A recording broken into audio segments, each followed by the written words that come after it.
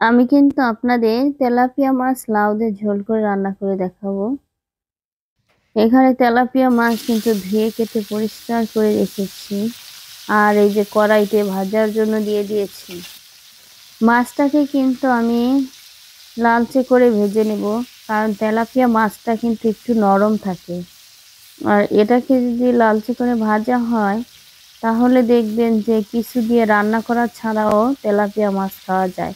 আসলে মাছটা কিন্তু রান্না করলে অনেক মজা লাগে, যদিও পুকুরের মাছ থাকে, আবার অনেক সময় তেলাপিয়া মাছ নদীরও থাকে। নদীটা তো অনেক স্বাদ হয়।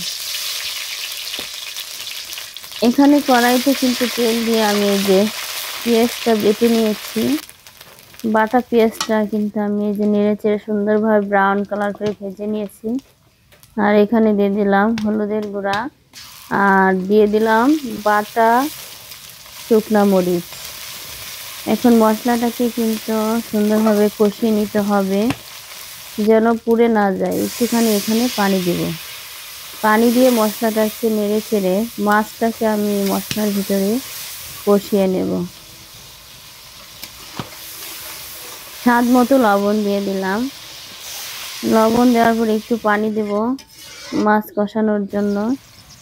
আর পানিটা যখন একটু ফুটে উঠবে তখন কিন্তু এই যে মাছগুলো আমি ছেড়ে দিয়েছি, কারণ আমার রান্নাটা একটু তাড়াতাড়ি করতে হবে।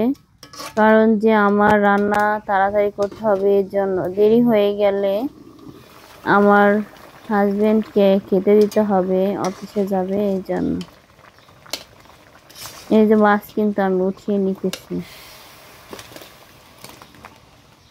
এই যে আমার গাছের টাটকা টাটকা লাউ দিয়ে কিন্তু তেলাপিয়া মাছ আজকে ঝোল করব। আর তেলাপিয়া মাছ বা ইলিশ মাছ, শোল মাছ, এগুলা কিন্তু লাউ দিয়ে রান্না করলে অনেক মজা লাগে, অনেক। আর গাছের লাউটা ছিল অনেক জালি, অনেক সুন্দর ছিল লাউটা। এই যে কিন্তু উপরে ফুটে উঠেছে, আর কষানো মাছগুলা কিন্তু আমি লাউয়ের ভিতরে ঢেলে দিচ্ছি। এখন নেড়ে চেড়ে এটাকে মিক্সড করে দিব। মিক্সড করে দিয়ে কিন্তু আমি ঢাকা দিয়ে 5 মিনিটের মতো রান্না করে নেব। তারপরে কিন্তু ঢাকনা উঠিয়ে দেখলাম যে এই যে লাউগুলা সেদ্ধ হয়ে গেছে।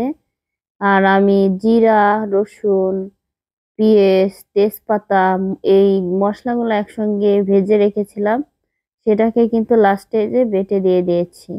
আর এই মশলাটাই কিন্তু এই তরকারিতে দিলে অনেক স্বাদটা আরো বেশি বেড়ে যায়।